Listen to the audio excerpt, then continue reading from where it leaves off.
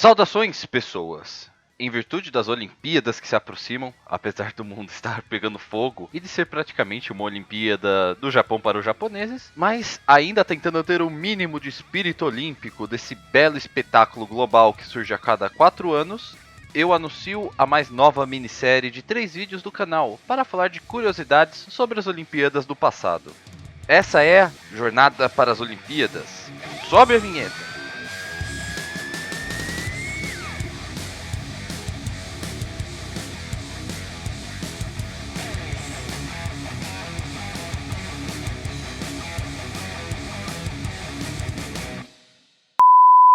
Nesse primeiro episódio, vamos falar de um conjunto de categorias que existiram por diversas Olimpíadas, mas que poucas pessoas sabem e todo mundo que descobre acaba estranhando um pouco, que são as categorias conhecidas como Olimpíadas da Arte.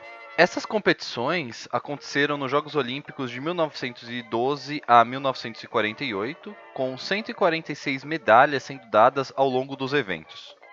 A presença das artes nos Jogos era considerada uma parte essencial para revitalizar a essência dos Jogos Olímpicos da Antiguidade, de acordo com o fundador do Comitê Olímpico Internacional, Pierre de Coubertin. Porém, a falta de uma consolidação, seja no regulamento ou no que seriam exatamente essa competição, acabou gerando mudanças constantes de edição para edição dos Jogos. Mas, em geral, eram 5 grupos de provas, entre aspas, arquitetura, literatura, música, pintura e escultura, que eram divididos cada um em várias outras categorias, como arquitetura urbana e arquitetura mista, música vocal e instrumental e, como o nome do vídeo diz, até competições de poesia. Como falei, as mudanças eram frequentes, com a criação de novas categorias e eliminação de antigas. Então é difícil eu dizer todas que já existiram, sendo que até uma categoria de filme chegou a ser proposta para a Olimpíada de 1936 de Berlim, embora tenha sido recusada. Porém, é importante destacar que em todas as categorias, as obras sempre tinham que ser relacionadas ao esporte e tinham que ser originais, ou seja, não tinham sido publicadas ou divulgadas antes do evento. A última dessas competições foi em 1948, sendo que os organizadores foram opostos aos prêmios em 1952 e eles nunca voltaram, pelo menos não com medalhas. Dito isso, a premiação sempre teve muito debate contrário, devido à falta de um organismo internacional que organizasse o evento e os artistas atletas, entre aspas. Afinal, não existe a Organização Mundial de Regulamentação da Poesia e nem nada do gênero. Além disso, a organização das Olimpíadas locais arcavam com toda a logística, o que era custoso. Porém, o problema principal eram de dúvidas em relação a como deveriam ser jogadas as obras, o que era muito subjetivo e muitas vezes era manipulado por fatores como nacionalidade dos artistas. Além da questão da profissionalização dos artistas e como medi-la, visto que as Olimpíadas sempre foram pensadas só para amadores e a comercialização das obras estava crescendo cada vez mais a cada edição, com a venda das obras competidoras permitida desde a edição de 1928. Já uma grande diferença entre essas competições e as competições atléticas normais era a não obrigatoriedade do júri dar todas as medalhas. Então, apesar de existir o primeiro, segundo e terceiro lugar, poderia só haver medalha para o segundo, sem ter um primeiro lugar, ou mesmo ter premiação nenhuma da categoria, o que só deixa tudo muito mais confuso para entender os prêmios e imagino que para os competidores da época também. Tome essa medalha, você foi o melhor músico dessa competição. Nossa, obrigado, senhor, mas ela não deveria ser de ouro? Ah, não, você foi o melhor, mas não merece o ouro, desculpe. Ela vai pra ninguém, porque ninguém é bom o bastante pra ela. Adeus. I have to go now. My planet needs me. Já quanto aos ganhadores, a premiação era uma festa da cultura europeia, por assim dizer, já que praticamente todos os prêmios foram dados a países europeus e os Estados Unidos, impactando diretamente na questão de subjetividade do julgamento do júri que eu já mencionei, que fica ainda mais descarada quando vemos os principais ganhadores por edição, como está na tela. Em praticamente todas as edições, o país sede e seus aliados foram os que mais ganharam medalhas, como foi o caso dos dois únicos países fora do círculo mencionado que ganharam medalhas, o Japão e a África do Sul, que ganharam respectivamente nas Olimpíadas de Berlim e de Londres. Porém, mesmo a divisão por país tem suas curiosidades, como por exemplo uma das medalhas da Alemanha ser bem questionável. Coubertin, um dos fundadores das Olimpíadas e aquele que já mencionei que insistia na necessidade das competições de arte, ganhou uma das medalhas alemãs, apesar dele ser francês e não alemão, fazendo parecer um pouco que ele insistiu nas premiações porque era a única oportunidade de ele ganhar medalhas nelas, ou mesmo de trollar os júris. Pierre. Me vende o Medalha. por favor. Claro, Pierre. foi para isso que eu te dei o dinheiro, digo não. Bom, então está o seu... Medalha. Eh, Pierre. Me vende o Medalha. por favor. Quer que foi? Quer que foi? Quer que há? Claro que sim. Então, tá aqui o dinheiro e depois... Medalha. Ele conseguiu isso entrando com um poema chamado Ode ao Esporte e utilizando os pseudônimos de Georges Horot e Martin Eschbach. Eschbach? Competidores, entre aspas, da Alemanha, ganhando ouro em literatura em 1912, em uma medalha que é computada para a Alemanha até hoje. Além disso tudo, muitos artistas inclusive ganharam por trabalhos dentro das próprias Olimpíadas, como projetos de estádios dos eventos, o que cria mais um ponto de atenção que poderia levar a um júri bem imparcial a favor de alguém. Mas passando por todo esse mar de críticas, acho legal mencionarmos alguns atletas interessantes dessas competições, sendo que eu fiz uma pequena seleção de alguns deles, pois todos eles criariam um vídeo muito maior do que esse que já está aqui. Então, vamos lá! O primeiro que eu separei é Julien Médecin, que até hoje é a única pessoa de Mônaco a já ter ganho uma medalha nas Olimpíadas em qualquer categoria, tendo ganho em 1924 por design em planejamento urbano. Sendo assim, o glorioso Principado de Mônaco é até hoje o país com mais participações em Olimpíadas sem medalhas, pois as Olimpíadas Artísticas não são computadas oficialmente no quadro de medalhas olímpicos atual. Já a pessoa mais conhecida a ter participado dos eventos, que proibiam grandes artistas e apenas permitiam armadores, aparenta ter sido Josef Suk. Ele é um dos principais músicos do modernismo tcheco, sendo que o neto dele, também chamado Josef Suk, criatividade é complicado, também foi considerado um dos maiores violinistas da história de seu país. Porém, vou ser sincero que não sou especialista em música clássica tcheca, então peço desculpas por isso e por não poder trazer mais detalhes sobre isso. Já John Copley, pela Inglaterra, é tecnicamente o medalhista mais velho da história das Olimpíadas com 73 anos, ganhando medalha de prata em 1948 na competição de gravuras. Fora das artes, o medalhista mais velho é o tirador sueco Oskar Schwan, com 72 anos, mas get dunked on!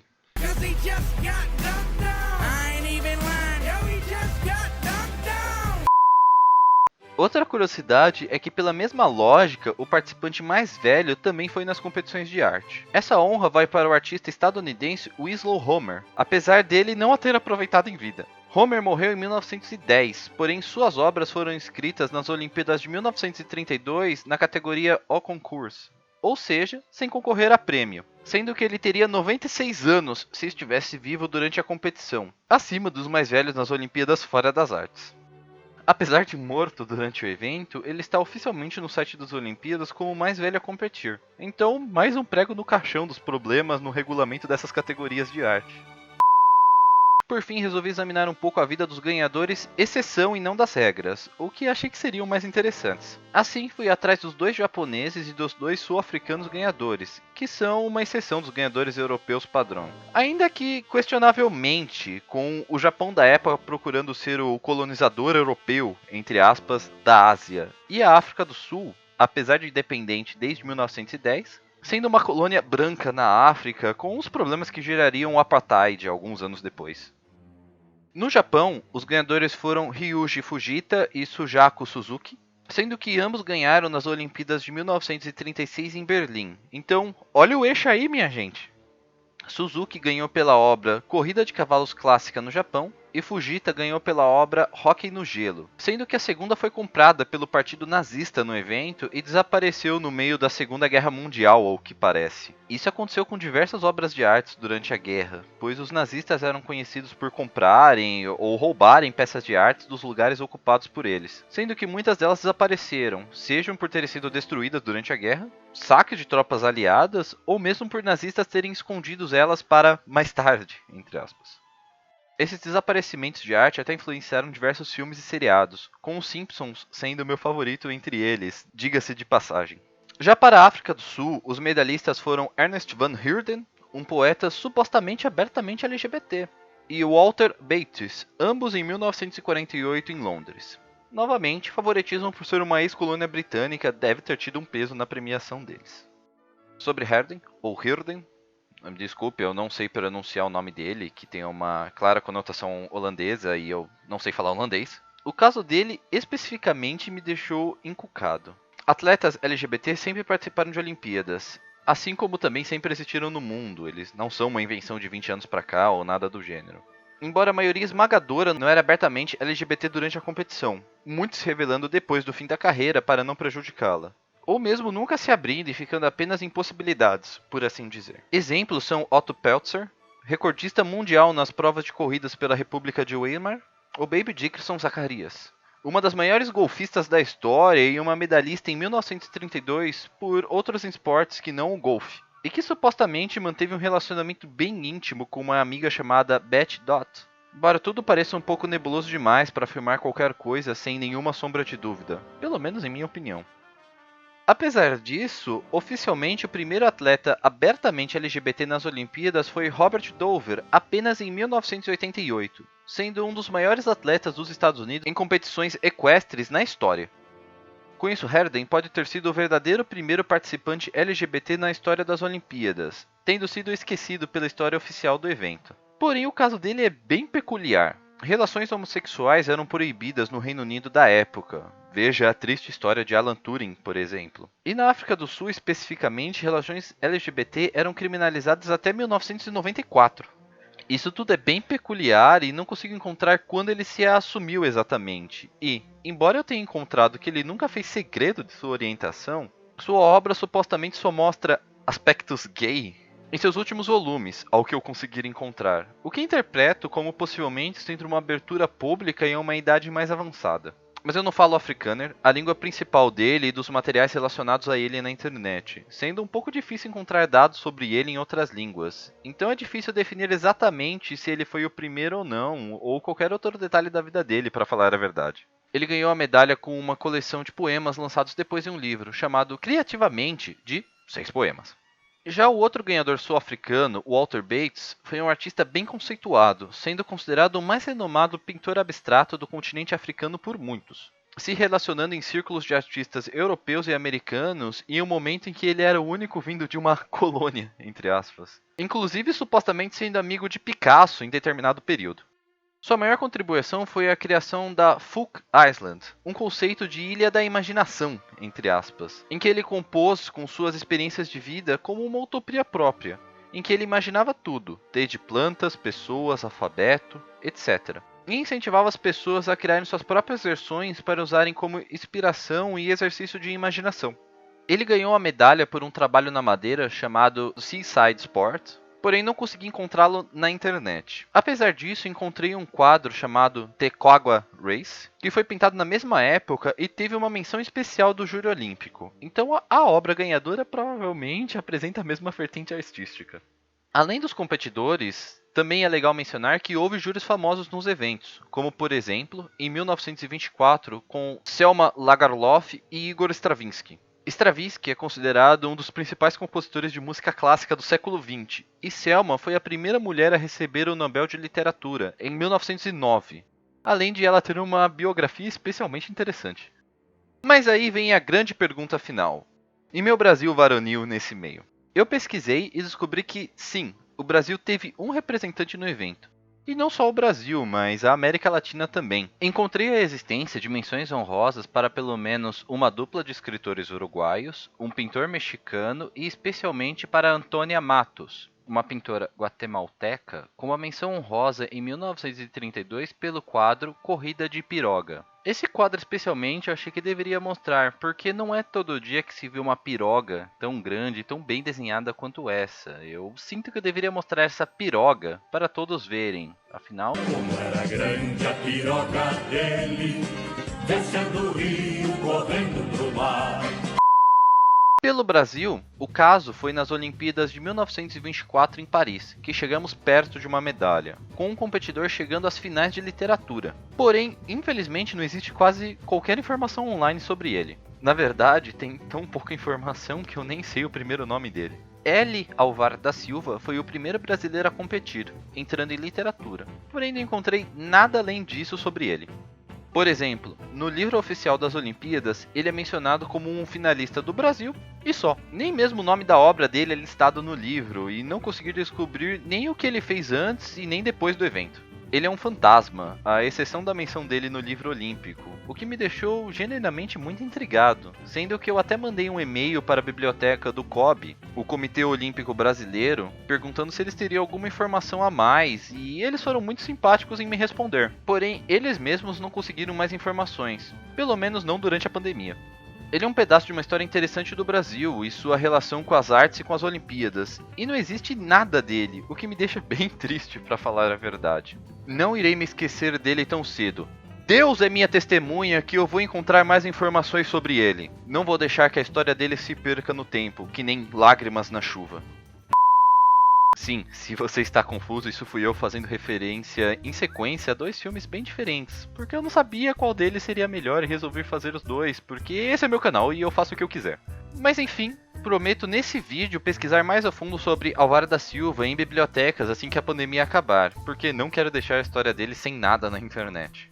Por fim, para terminar o vídeo, cabe mencionar que após o fim dos eventos, as Olimpíadas adotaram uma exibição de arte para correr junto com um evento oficial de atletismo, sem nenhuma premiação, e que ocorre em todas as Olimpíadas desde então.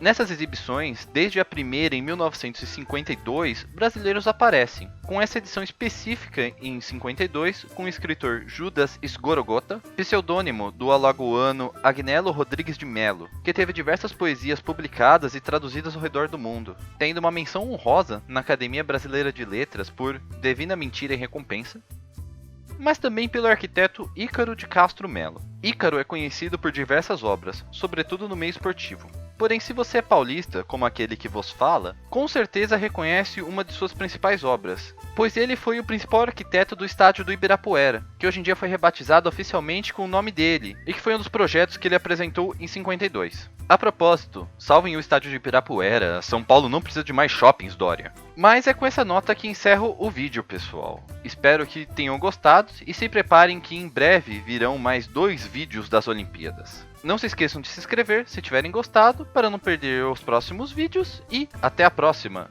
Adeus!